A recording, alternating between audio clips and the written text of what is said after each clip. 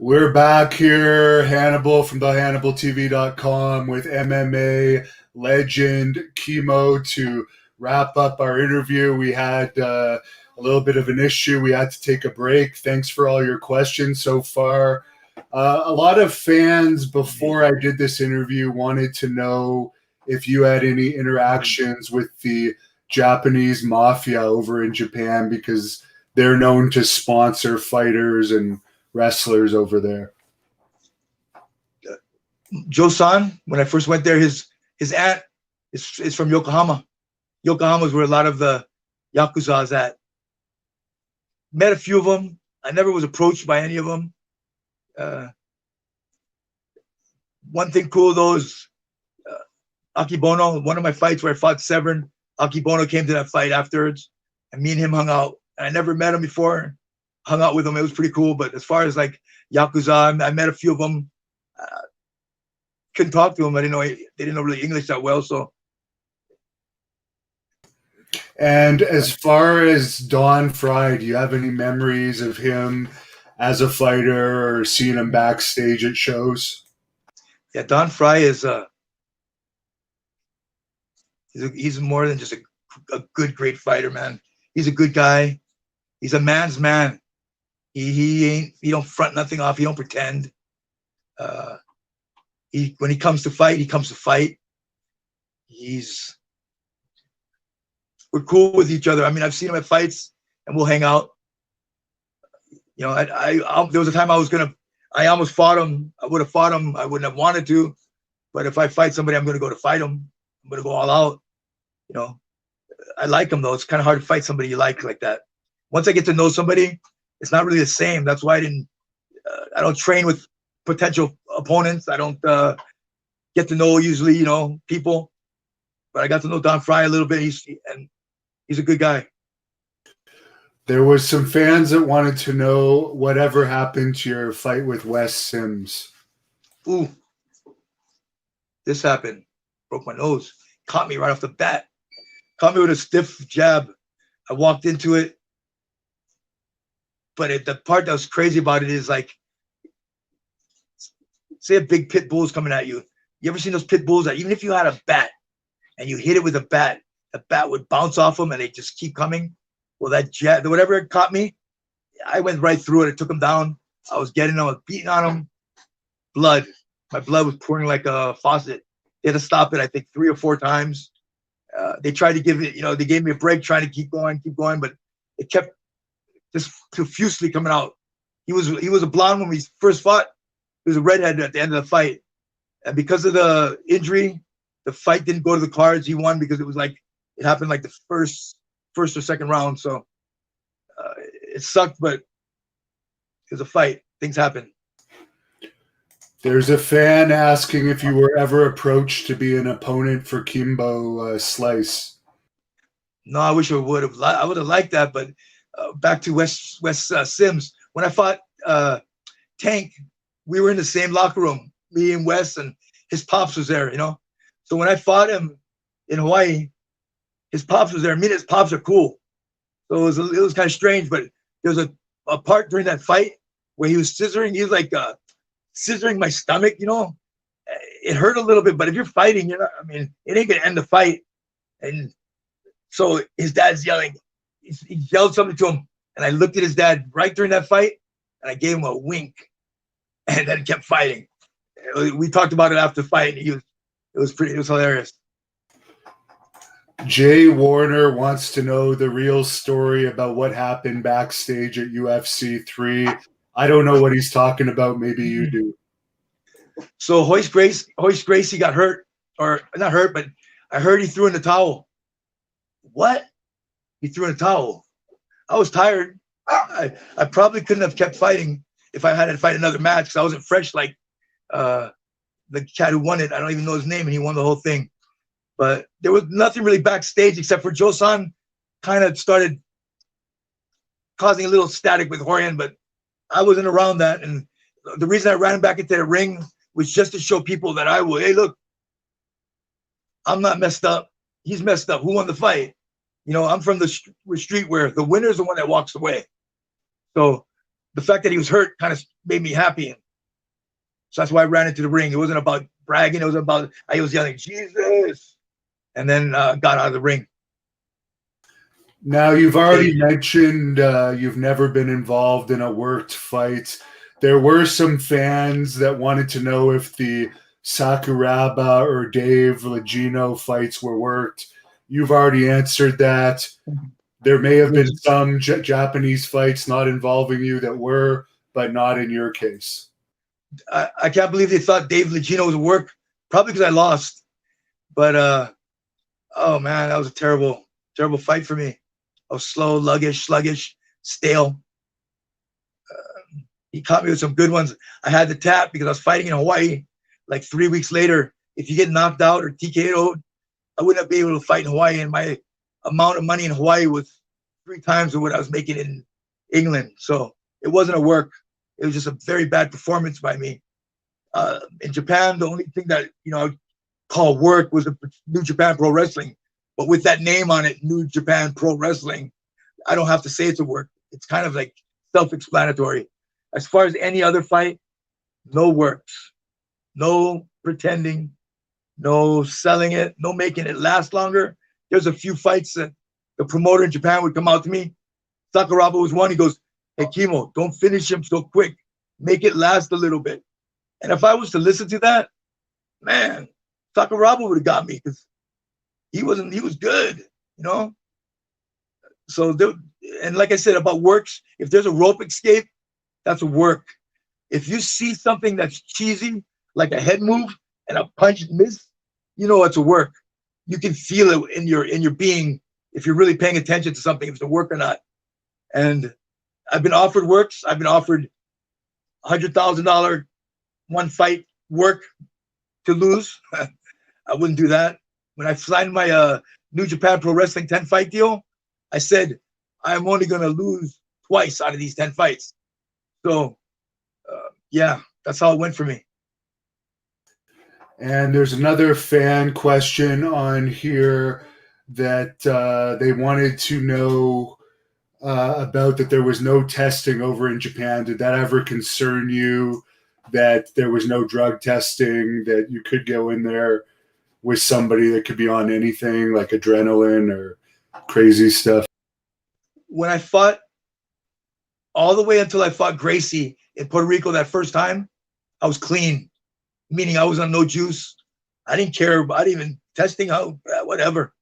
I didn't even really think about those things until I fought Ken that first time. He was 225. I was 275 natural. I ate a lot of food, but he was the strongest, the hardest. He looked like a bodybuilder. Just like, I kind of got a little bit where I started juicing after that. I started messing around with juice. Like I said, my career went my walk with the Lord went a certain way. It wasn't exactly walking straight. That's why I didn't carry, crosses in the ring after a while and stuff like that. I'm not a hypocrite. I'm straight up, So yeah, I wasn't really worried about anybody else using juice because the truth is steroids don't help your performance in fighting. They take away from it. They help you in football because you got a 3 or 4 second burst, then you got about a 20-second rest. In that kind of situation, it would help. In a fighting, your muscle will blow up, get heavy, you'll get slow. It's not good for your cardio, So juicing is not really good for fighting. It's good for looking good. That's about it. So would you take the stuff that wouldn't affect your cardio as much as possible when you were doing it?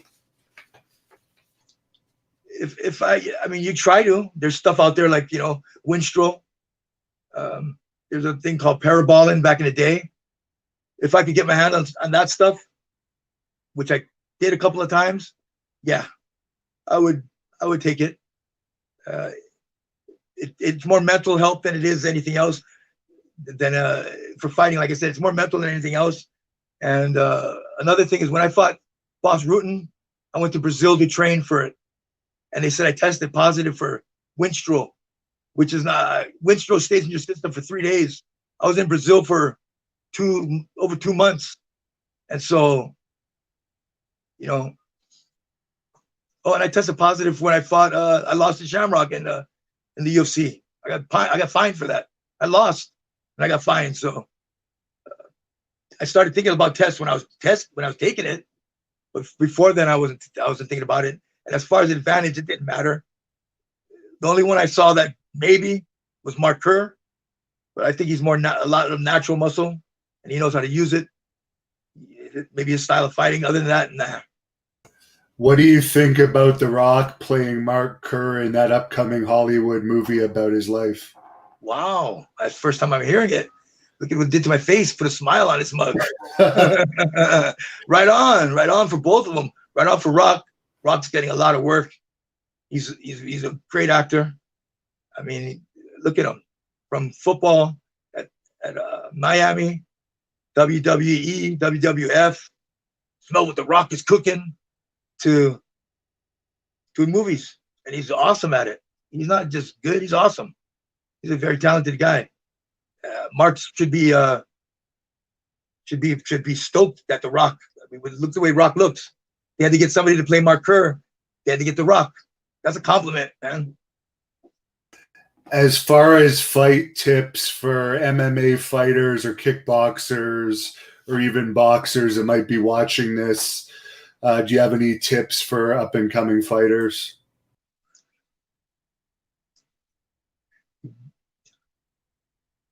Yeah, not so much because, like I said, fighting before and fighting now is a little bit not the same to me. But I still have the memory. I still know what it takes. I still know what it's about. So the main thing is you got to have a belief in yourself, a belief in who is training you, and your whole surroundings, because that's everything that you live in your life while you're training, getting ready for fighting, is going to go in the ring with you. I'm talking about extracurricular activities as well. It could be, it might not even be something negative like partying. It could be just staying awake and joking around with your friends and not being focused. So everything you do is a commitment. You got to be willing to, it's not just a fight, it's a lifestyle. It's everything that's going to be about you. You got to be willing to take that commitment and not let, the hard part is not letting no outside factors break your belief. You got to believe in it, hold on to that belief, because you're the one going to pull it through. You're going to get help with your coaches and the people that, the right people around you. So you're not going to do it alone, but when you go in that cage, you're alone. So it's your will. It's your belief in yourself. It's when there's times that you'll be down, not giving up. All that's going to be if you paid for what it cost. Did you pay for this fight? Did you do the right things? Did you stick to your commitment? We make mistakes, but overall, did you do what you needed to be done to get in there? That's going to be commitment. You got to have that commitment. What have you been doing with yourself after your fight career? I'm going to guess you went into another business. I know you're involved with religion heavily still.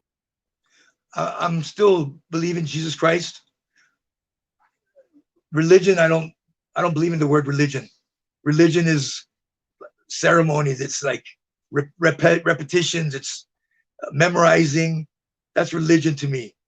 A relationship with Jesus is like you're talking to him. He's there. He's alive. He did things for you. Church is where you're at, where two or more are gathered. There he is in your presence. So church is not a building. I don't believe in. I mean, like a hospital, you get in the building to get together and strengthen each other up. But my walk with the Lord is personal. So it's not like somebody can say anything about my life, good or bad, because I live my choices that I make, and I don't hide from my mistakes or from my accomplishments. And what have I been up to? I bought me a bike. I've been cruising around, doing little trips here and there, going on a little traveling, meeting people, and tasting some of life's, different flavors, and learning things from other people, because everyone's got something that you can learn from. So I've been doing stuff like that. I've been still staying in shape. I've been doing for money. I've been doing the stocks. I've been investing. Killing me with this light. I've been investing in stocks. So I've been trading, day trading, swing trading. So I've been getting to a little bit about do stocks. You got no politics, rumors about the business itself. You got to do a lot of research. So it's in one way, it's I like to learn. So I learn things and I get to actually put it into practice. And my shows, if I'm making money or not. If I'm making money, I'm doing the right things. If I'm not, then I'm not. And so far, I've been doing it for about, I don't know, about 2 years, and I'm surviving off of it. More than surviving, bro. I'm having fun. Since this YouTube channel is mainly a wrestling YouTube channel, there's a lot of fans on here wondering if you would ever consider doing anything in wrestling again. I would consider showing up to an event and waving, maybe just be a guest appearance. As far as getting into the cage and moving around or grabbing somebody, those days I'm done with those days. Even pretending, I'm not even going to do that. Somebody gets in my face and I have to protect myself. Somebody I love is threatened. Kimo's there. But other than that, I'm a spectator. I enjoy it, and I don't have no voids that I have to fill with my ego by having to go pump myself up, feeling better about something. So I'm okay with everything. I don't have no desire to go back into that world. And you're living in California right now, for those that aren't aware. How long have you been there for? I've been here for, 20-something years. I moved to Newport Beach when I first got here, the women, the girls, and I loved it, stayed, and did some things that, working for drug dealers and stuff, working at clubs, but that's when I found the Lord. And so everything that's part of me is, it's all good. It's all good. There's a fan on here that tipped $5 and wanted to just say that you bring entertainment stuff like the cross bearing to UFC and made it more fun and entertaining to watch. He says you're a tough guy that nobody should ever take lightly. Hearing stuff like that, I want to cry because it touches me, that somebody's so cool that they take their time out to not only give money, which is like a wow to me, but to like that comment right there. I'm kind of a sentimental guy. I'm a heart guy, That's the kind of stuff that I used to feed on to give me strength when I needed strength. And that the fact that it's still out there, it humbles me, man. It feels good, but it's more than feels good because I'm not doing anything to keep that going or to bring that up. But they remember because it was like I've given part of myself to that sport. And to be still remembered like that is why we say no ka'oi. Number one, it's awesome, brothers. To all you brothers who threw down cash, mahalo. Thank you for everything. Just a few more questions here. A bunch of people in both of our streams have wanted to ask you about CM Punk, who didn't fare too well in MMA. What are your thoughts on him? Poor guy. Out of all the wrestlers, I met a few of them. A couple of them I wanted to scrap because they were disrespectful. He's a nice guy, cool guy. I've been hanging out the Rainbow a little bit when it was before this coronavirus stuff. So I met him. He's friends with my friend, so we hung out. And there's no ego. There's no static. There's no. We get along well. He's a good guy. He just had bad publicity that went sour for him, unfortunately. At least he made, I think, $1 million one of his fights and 500 plus bonuses for the other. So he made good paydays despite the losses. Yeah.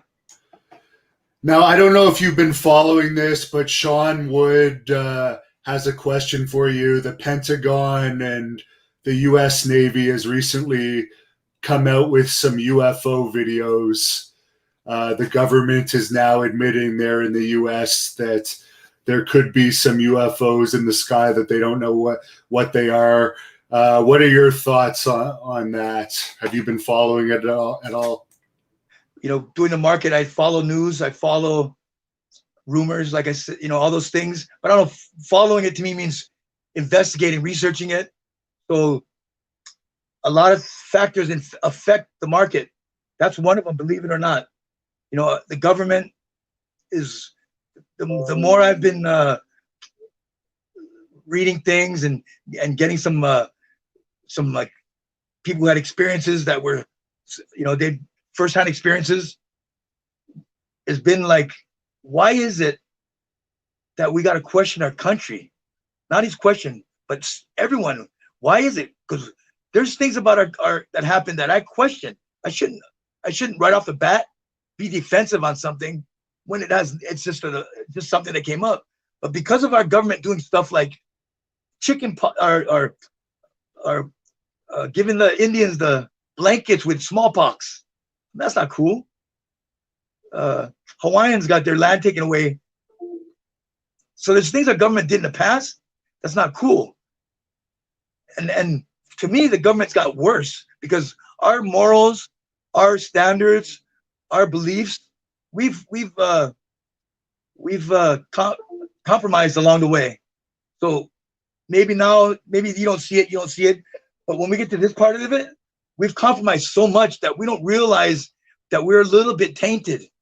So even being a little tainted, it's still a lot of stuff the government. I don't believe a lot of them. I believe some of it. The UFO thing, it fits a story they could use. They could use that to, if something happens someday or whatever, because of UFOs, this or that. And technology is getting to the point now that they can make fraudulent imitation, images. They can do all kind of stuff.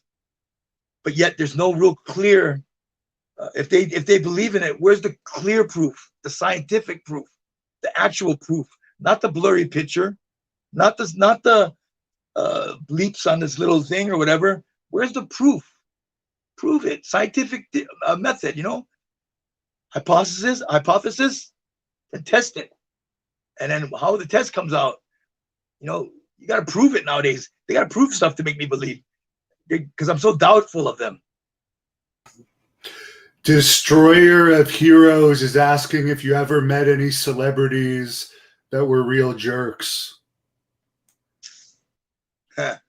For some reason, I get people's best behavior when I meet them on the street. Not that I'm tough or I'm bad or anything. I mean, maybe the image there's such an image in their head that I even met Tyson. Tyson's cool as hell. He's a cool dude, smart dude too. He learned a lot, and you can tell by the way he talks now and by the way his mind works that everything has worked its way through him. Any assholes that I've met? Yeah. Yes, one. Triple H. I didn't really meet him. In fact, two, since you guys are wrestling. One is Diamond Dallas Page. I'll tell you this one first. I was at the wrestling in San Diego, the one Dennis Rodman fought, Rumble on the Beach or something. Backstage, kicking it. Lex Luger walks by me like this. I'm kicking it with a couple of Japanese media, and I know that if I act a certain way, any aggressive way, I won't be able to wrestle, because if this guy can't handle this, how's he going to do a work and sell the work if he gets mad at stuff? So I couldn't get mad, but Diamond Dallas Page walks up to me. He looks at me and he goes, "Nice tank top." Like he punked me and then walked away. I had to take it. But one day, what goes around comes around. I was in the Vegas Gold's Gym. Who walks in? Diamond Dallas Page, bro. He walks straight to the treadmill, and I'm doing curls in the mirror, and I see him on a treadmill, and my heart's starting to bump, and I'm going, "What you gonna do, Kimo? What you gonna do? You can't do nothing, because you're gonna have to live with this voice your whole days." So I walk up to the treadmill, screw it, and I stand right in front of it, and I'm looking at him, and he ain't looking, but I stand there long enough, bro. He's got to look at me. So he looks at me, and kind of smiles like a goofball, and does one of these like, "What's up?" And then I think he did say, "What's up?" And I go, "You don't remember me, bro?" He looked at me. I go, "You don't remember me?" He goes, "Yeah, Kimo, UFC fighter, right?" I go, "No, nice tank top." And he started talking that language that I don't know, kind of like that light. I don't know this language, that's what I thought, bro. I walked away. I was good with that. Now Triple H was with China, Gold's Venice Beach. And I would train at Gold's in Venice because there's such energy there. The Hulk worked out there, James Caan, all these old school bodybuilders. It was a great gym. So Triple H walks in there and he thinks he's all that. I'm not into fighting. I'm not a punk. But when somebody's like walks by me all cocky, a couple of times, I'm gonna say something. So I was kicking it, and he walks in. He passed. He's just about to pass by me, and I was kind of being a punk that day. I go, "You know what, bro? One of these days, I'm gonna just knock out one of these wrestlers, bro, just because they think something that they don't know." He went to that part of the gym, he turned around, and he split. I ain't seen him since then. I would apologize if I did, because I wasn't that cool. It was fun though. It's funny because another friend of Rick Bassman's, Evan Marriott, the guy that played Joe Millionaire, also had a bad experience with Diamond Dallas Page. So you're not the only one. Right on. See, that's why your reputation or your things you've done in the past comes with you, and that's cool. That means I wasn't in the wrong. I was catching the right vibe. Ryan Butler tipped $5 and he says, "You are humble and honest, a true role model." Make me cry again right there, bro. And he's tipped actually another $5 with a question this time. The same guy. So he's tipped you a total of 10. He says, who is your favorite either wrestler or MMA fighter of all time? Igor Vovchin, fighter. That word fighter is what he is. He ain't no, he's a professional, but he's kept that. He has that raw. He had that raw when he was fighting. It was just beautiful to see that violence in that sport. Not anger, not violence in the sense of killing somebody, but that violence that you could feel in the air, that you don't turn away from this fight. Something's going to happen. You don't want to miss it. So he was probably my favorite fighter of all time. And then what was the other question? It was what's your favorite wrestler or fighter? So it was kind of both. Okay. But if maybe you have a favorite pro wrestler, I don't know. My favorite wrestler is Snyder's cool. Page, right? Yeah, if we got to do the dance though, is wow. This is the sad part is I can't even really say his name. He's one of those wrestlers that does so many different things, but like once you're cast, like Rock was the Rock, he couldn't play nobody else. Dang, his name is in the back. He played like he had the sock, and he was talking with the sock all the time. Mick Foley, Mankind. Yeah.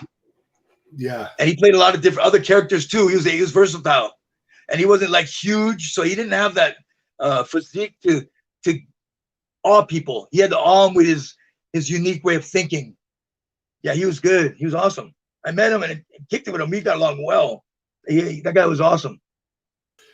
I know you have Facebook for social media. Where can the fans contact you or follow you if they want to find you on social media? I do Facebook. I don't really do that Instagram. I don't do any of those other things. So they'll have to contact me on Facebook. It's just they might have to contact me a few times because and maybe catch my attention with something. I'm humble, yes, and there's certain things. If you come with me honestly with something that's right on, maybe you have to hit me with twice. Hey, I did this, you said this, or whatever, and then they got me. If they get me like as far as to respond, then they got something. So sometimes it might be twice because I do look into like other texts and stuff I get from that aren't friends or whatever, those kind of things. And I get back to people on that one. They might have to get a hold of me twice, because sometimes it's twice, but I'll get back to them on that. And that's about it right there. Sean Wood has an interesting question. You mentioned earlier that you met Chris Benoit over in Japan as a religious person, which you don't want to be described as, but as someone that has a connection with the Lord. What do you think about that travesty that happened with Chris Benoit? I thought that was a tragedy, because when I met him, he was solid. He was humble. He had a sick physique. He was making money, so he didn't have to be humble. Even to me, he was humble. Just my partner talked to him. They're about the same height, which is like 5'10". For a wrestler, is not the biggest guy, and he's out there wrestling with these giants, and he was cool as hell. What happened was, like, they blamed it on steroids. They said he got a rage, or but unless you walk in the mile in somebody's shoes, you can't really say anything, except other than that it sucks, because he was a good guy, and whatever happened wasn't even him. I could say that because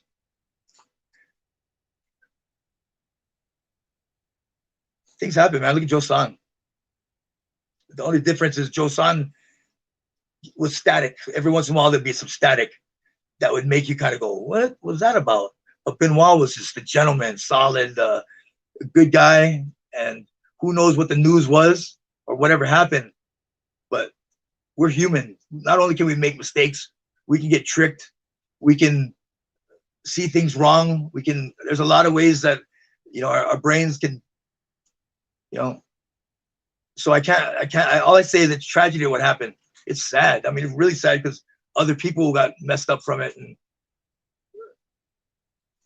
how you go out kind of is like the final story of the final highlight of your life. So he kind of went out that way, which it's too bad, because he's not like that, but he did that. So Vietas is asking about the neck bite. Neck bite. Were you bit in the neck at some point in one of your fights? No, I was pinched and left bruises. I've been hitting ribs on the ground, but no one bit me. Because then I would lose it, and I would have poked somebody's eye. If they bite me, hook eye would come out. There's a few fans on here. I mean, we're based in Canada where weed is legal. There's a lot of MMA fighters using THC and CBD for concussion symptoms. What are your views on pot? I think pot this is gonna sound like I'm it's gonna sound like I don't know who cares what it sounds like. I don't see it as wrong. I see it as, I don't see it as negative. I see it as only positive, especially because it's legal. When it was illegal, that's the only negative, because you got to break the law to do it. As far as what it does to you, shoot, you're stoned, you drive better, you drive slower, you don't go speeding and reckless. You're angry, there's weed that calms you down. You can't sleep, it has weed that helps you sleep. CBD for people who don't even want the effects of the mental effect of it, they just want the pain reliever. So I see it as positive. I don't see it as negative.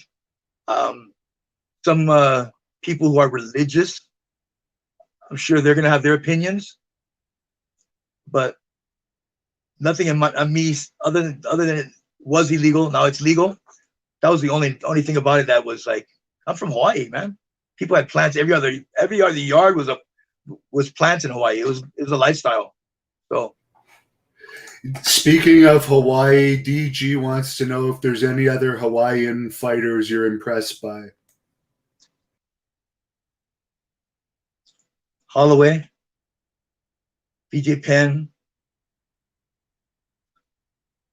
Sucks because I don't remember names. But when they say they're from Hawaii, oh, my phone's going to die. When they say they're from Hawaii, there's already there's an island thing that we all connect because we all grew up in islands, and there's a, like I said, respect is part of the lifestyle. How to act, know how to act right. So if they got the pride or balls or heart to say they're from Hawaii, oh, I love them already. I know your phone's going to die. I just want to point out you got another $5 tip from Long Duck Dong, and he says this interview is platinum. Thank you for doing this interview, part 1 and part 2. Right on, brother. Thank you, because I don't watch any of the films I've done because I'm so like hard on myself. I don't look at my pictures I take, so it's like I don't know how I'm doing. So those little things you guys say are big things to me, man. Thank you. And since your phone is going to die, thank you very much for giving us tons of your time. And to wrap this up, I'll just let you say whatever you want to the fans, but it's been an honor talking to you. I was a fan of the original UFC, and you were one of the pioneers that helped pave the way. So thank you for giving your body to that sport for us fans. Right on. There's the things that you do in life that you don't, you just do for your heart, because I fought and people approach me like how you have, and because you're an all right guy and like you fair with you questions and things like that I'll give my time. But I get so rewarded, like today I got so rewarded by these comments and the fact that people are putting, money is not money to me. Money is your work, it's your time. You get paid for time. Time you don't get back. It's the one thing we don't get back. So all those, it's like iron. They're the iron sharpening me, like iron sharpens iron. All those things sharpened me today and just more than lifted me, man. It was all good, man. It was really good. Thank you, everybody.